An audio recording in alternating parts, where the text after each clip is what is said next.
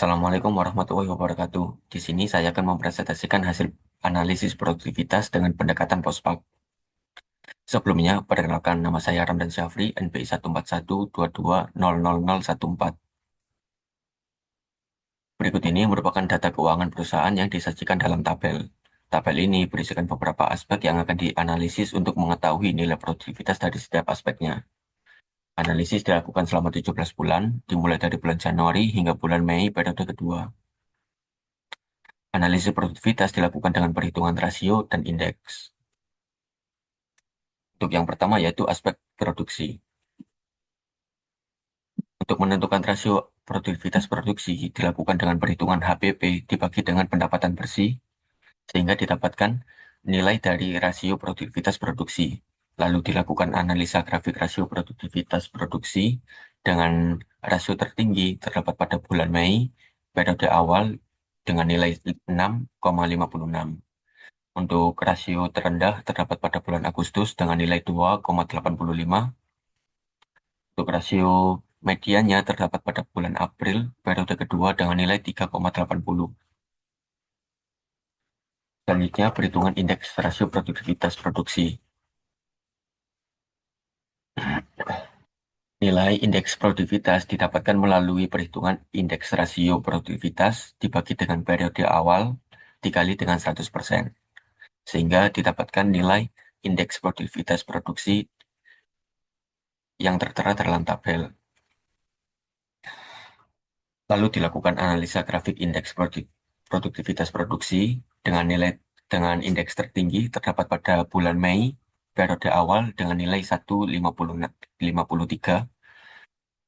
Indeks terendah terdapat pada bulan Agustus dengan nilai 6,6.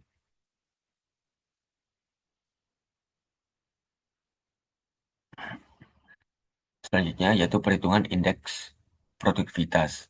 Indeks produktivitas dilakukan dengan indeks rasio produktivitas dibagi dengan periode awal dikali dengan 100%, sehingga didapatkan indeks produktivitas produksi. Lalu, dilakukan analisa grafik indeks produktivitas produksi dengan nilai tertinggi terdapat pada bulan Mei, periode awal dengan nilai 153, dan indeks terendah terdapat pada bulan Agustus dengan nilai 66, dan indeks mediannya terdapat pada bulan April periode kedua dengan nilai 89. Yang kedua yaitu aspek organisasi. Untuk perhitungan rasio juga sama seperti langkah awal, yaitu rasio produktivitas organisasi didapatkan dengan perhitungan biaya umum dibagi dengan nilai tambah, sehingga didapatkan rasio produktivitas organisasi. Lalu dilakukan analisa grafik produktivitas organisasi, tertinggi terdapat pada bulan September dengan nilai 6,23. Rasio terendah terdapat pada bulan Februari, periode kedua dengan nilai 1,76. Rasio mediannya terdapat pada bulan April, periode kedua dengan nilai 2,55. Lanjutkan dengan perhitungan indeks produktivitas, di, yaitu dengan langkah indeks rasio organisasi dibagi dengan periode awal dikali dengan 100%. Lalu dilanjutkan dengan analisa grafik indeks produktivitas organisasi, tertinggi terdapat pada bulan September dengan nilai 263. Indeks terendah terdapat pada bulan Februari periode kedua dengan nilai 74. Indeks median terdapat pada bulan April periode kedua dengan nilai 107. Yang ketiga yaitu aspek penjualan. Untuk perhitungan rasio produktivitas penjualan dilakukan dengan cara biaya penjualan dibagi dengan laba kotor, sehingga didapatkan rasio produktivitas penjualan. Lalu dilanjutkan dengan analisa grafik rasio produktivitas penjualan. Tertinggi terdapat pada bulan April periode 1 dengan nilai 2,37. Rasio terendah terdapat pada bulan Juni dengan nilai 1,11. Rasio median terdapat pada bulan September dengan nilai 1,45. Dilanjutkan dengan perhitungan indeks produktivitas penjualan. Indeks produktivitas penjualan didapatkan melalui perhitungan indeks rasio penjualan dibagi dengan periode awal dikali dengan indeks dikali dengan 100%. Sehingga didapatkan indeks produktivitas penjualan. Lalu dilakukan analisa grafik indeks produktivitas penjualan. Tertinggi terdapat pada bulan April periode 1 dengan nilai 109. Indeks terendah terdapat pada bulan Juni dengan nilai 51. Indeks median terdapat pada bulan September dengan nilai 67. Yang keempat yaitu aspek produk. Aspek produk, eh, rasio produktivitas didapatkan dengan perhitungan biaya langsung dibagi dengan laba kotor, sehingga didapatkan rasio produktivitas produk. Lalu dilanjutkan dengan analisa grafik rasio produktivitas produk. Tertinggi terdapat pada bulan April periode 1 dengan nilai 0,94. Eh, Rasio terendah terdapat pada bulan Maret periode 1 dengan nilai 0,36. Rasio median terdapat pada bulan April periode kedua dengan nilai 0,59. Dilanjutkan dengan perhitungan indeks. Perhitungan indeks produktivitas dilakukan dengan cara indeks rasio produk diba- dibagi dengan periode awal dikali dengan 100, sehingga didapatkan nilai indeks produktivitas produk. Lalu dilanjutkan dengan analisa grafik indeks produktivitas produk. Eh, untuk indeks tertinggi terdapat pada bulan April periode 1 dengan nilai 149. Indeks terendah terdapat pada bulan Maret periode 1 dengan nilai 57. Indeks median terdapat pada bulan April periode kedua dengan nilai 94. Yang kelima yaitu aspek tenaga kerja. Aspek tenaga kerja, untuk bagian rasio produktivitasnya didapatkan melalui gaji total dibagi dengan laba kotor sehingga didapatkan rasio produktivitas tenaga kerja. Lalu dilanjutkan dengan analisa grafik rasio produktivitas tenaga kerja. Untuk rasio tertinggi terdapat pada bulan Juni dengan nilai 2,02. Rasio terendah terdapat pada bulan Februari periode kedua dengan nilai 0,41. Rasio median terdapat pada bulan April periode kedua dengan nilai 1,05.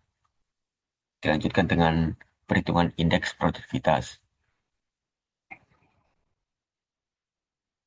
Eh, Perhitungan indeks produktivitas dilakukan dengan indeks rasio tenaga kerja dibagi dengan periode awal dikali dengan 100, sehingga didapatkan nilai indeks produktivitas tenaga kerja. Lalu dilanjutkan dengan analisa grafik indeks produktivitas tenaga kerja. Untuk indeks tertinggi terdapat pada bulan Juni dengan nilai 224. Indeks terendah terdapat pada bulan Februari periode kedua dengan nilai 45. Indeks median terdapat pada bulan April periode kedua dengan nilai 117. Untuk aspek yang terakhir yaitu aspek modal. Untuk mengetahui rasio produktivitas modal, tidak dilakukan perhitungan modal dibagi dengan pendapatan bersih, sehingga didapatkan rasio produktivitas modal. Lalu dilakukan analisa grafik rasio produktivitas modal dengan rasio tertinggi terdapat pada bulan Februari periode kedua dengan nilai 3,99. Rasio terendah terdapat pada bulan Juni dengan nilai 1,91. Rasio median terdapat pada bulan Juli dengan nilai 2,62. Dilanjutkan dengan perhitungan indeks rasio modal. Untuk mengetahui indeks produktivitas modal, dilakukan perhitungan indeks rasio modal dibagi dengan periode awal dikali dengan 100%, sehingga didapatkan nilai indeks produktivitas modal. Lalu dilakukan analisa grafik indeks produktivitas modal dengan indeks tertinggi terdapat pada bulan Februari periode kedua dengan nilai 173. Indeks terendah terdapat pada bulan Juni dengan nilai 83. Indeks median terdapat pada bulan Juli dengan nilai 114. Kalau perhitungan dilakukan, maka dicari rata-rata rasio produktivitas dengan setiap aspek di total, lalu hasil dibagi dengan jumlah bulan, sehingga didapatkan cara rata-rata rasio produktivitas. Untuk selanjutnya dilakukan analisa grafik rata-rata produktivitas produksi.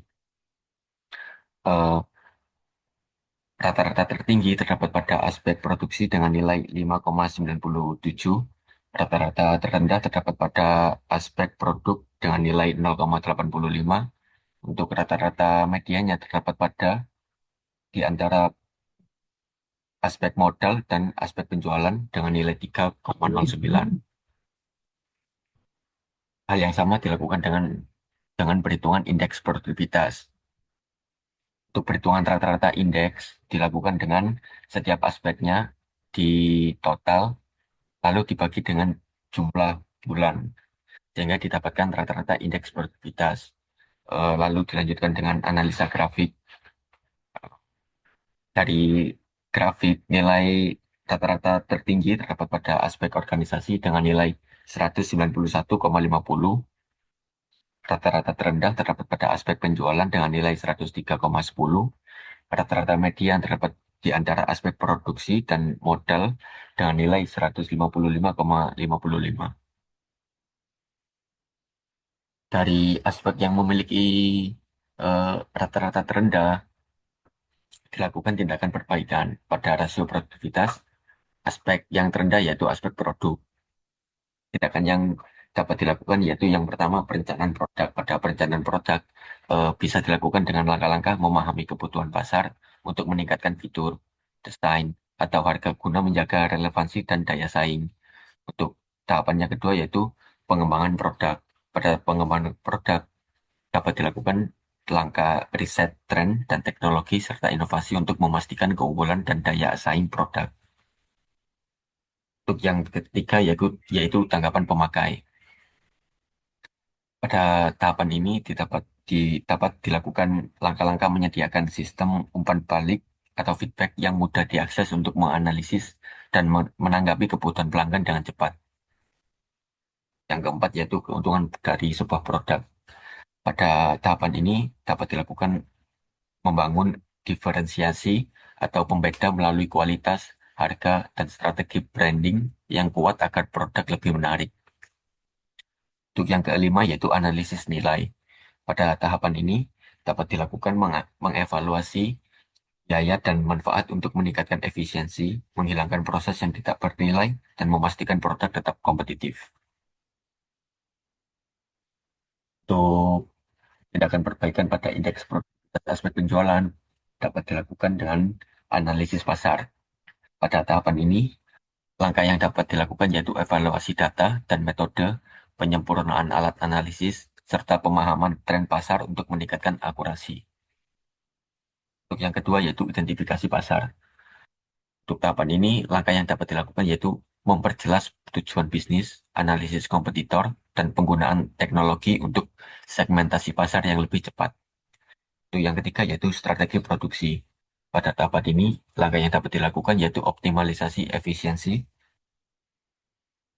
kualitas dan biaya dengan teknologi modern, pelatihan tenaga kerja, dan manajemen rantai pasok. Langkah untuk tahapan yang keempat yaitu dapat dilakukan evaluasi struktur biaya, riset nilai pelanggan, serta strategi promosi dan penyesuaian harga yang fleksibel. Untuk tahapan yang kelima yaitu analisis distribusi. Pada tahapan ini, langkah yang dapat dilakukan yaitu identifikasi hambatan, manfaatkan teknologi, optimalkan mitra, distribusi, dan tingkatkan efisiensi operasional. Untuk yang terakhir yaitu tahapan organisasi pemasaran. Pada tahapan ini, langkah yang dapat dilakukan yaitu menyesuaikan struktur organisasi, meningkatkan keterampilan tim, mendorong kolaborasi, dan memanfaatkan CRM untuk efisiensi. Kesimpulan yang dapat diambil yaitu dapat disimpulkan bahwa pada rata-rata rasio produktivitas aspek produk menjadi titik paling rendah dengan nilai 0,85. Dalam kondisi tersebut, perusahaan perlu memberikan tindakan perbaikan berupa perencanaan produk, pengembangan produk, tanggapan pemakai, keuntungan produk, dan analisis nilai. Dengan upaya tersebut, perusahaan dapat memperkuat posisi pasar dan menghadirkan strategi yang lebih kompetitif dan juga responsif terhadap kebutuhan pelanggan demi mencapai daya saing yang lebih baik. Sedangkan pada rata-rata indeks produktivitas aspek penjualan menjadi titik paling rendah dengan nilai 103,10. Untuk menanggapi situasi tersebut, penjualan memberikan tindakan perbaikan melalui analisis nilai, analisis pasar, identifikasi pasar, strategi produksi, strategi harga jual, analisis distribusi, hingga organisasi fungsi pemasaran. Dengan tindakan tersebut, perusahaan dapat memberikan peningkatan efisiensi operasional serta dapat mengidentifikasi segmen pelanggan yang lebih cepat. Mungkin cukup sekian yang dapat saya sampaikan. Terima kasih.